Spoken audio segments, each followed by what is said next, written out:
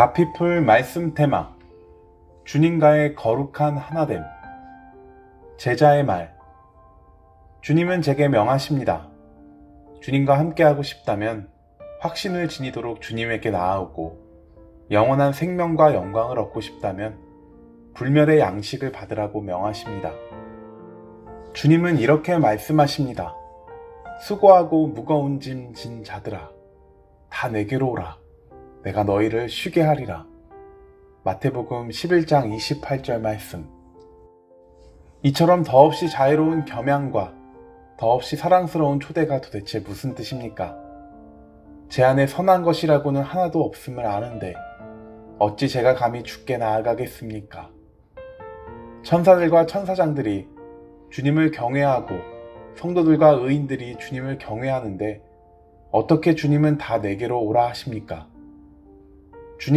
주님이 이렇게 말씀하지 않으셨다면 누가 이것이 사실이라고 믿겠습니까?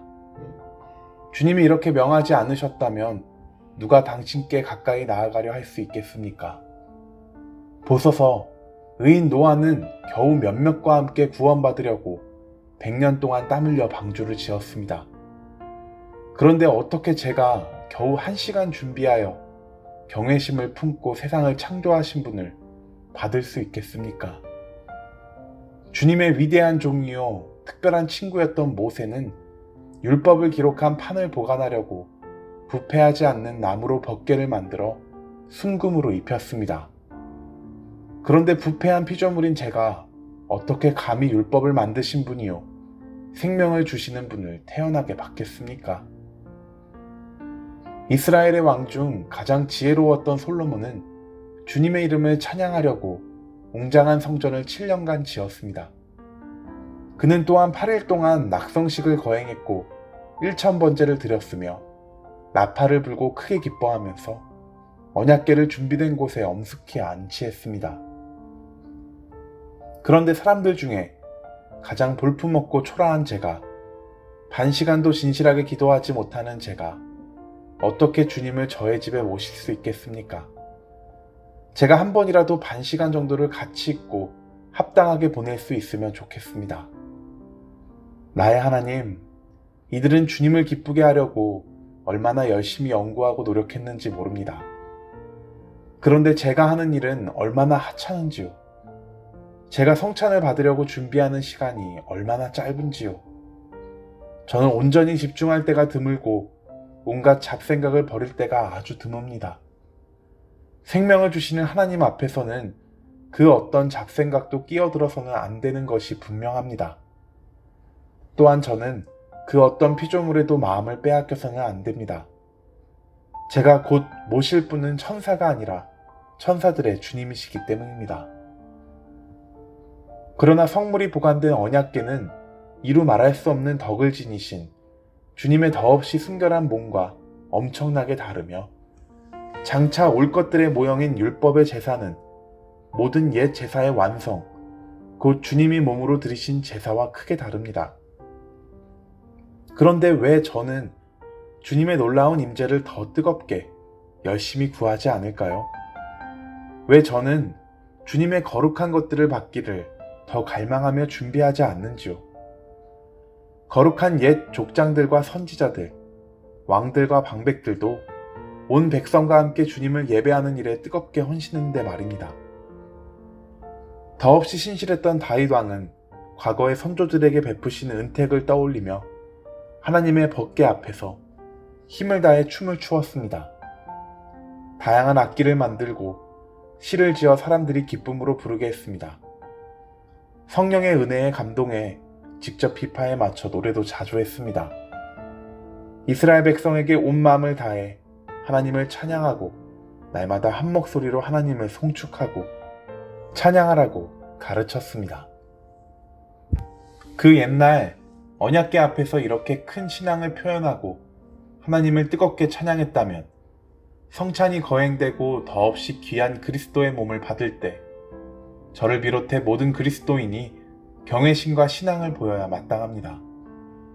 많은 사람이 세상을 떠난 성인들의 성물을 보겠다고 여러 곳으로 달려가 그들의 행적을 듣고 경탄을 금치 못하고 그들을 안치한 웅장한 건물의 경외심을 느끼며 비단과 금으로 쌓인 그들의 거룩한 유골에 입을 맞춥니다.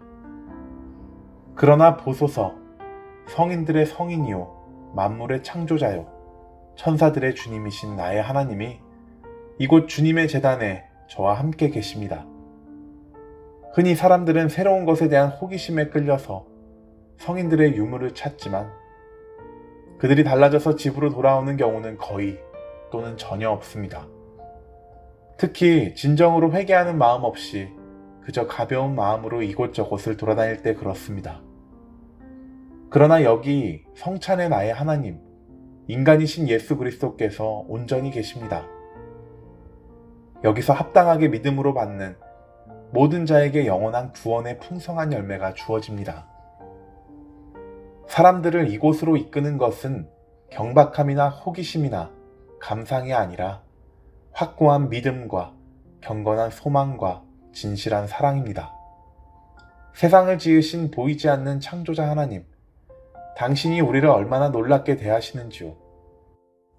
주님이 택하신 자들, 즉 주님이 성찬에서 자신을 주셔서 받게 하시는 자들에게 행하시는 모든 일이 얼마나 은혜로운지요.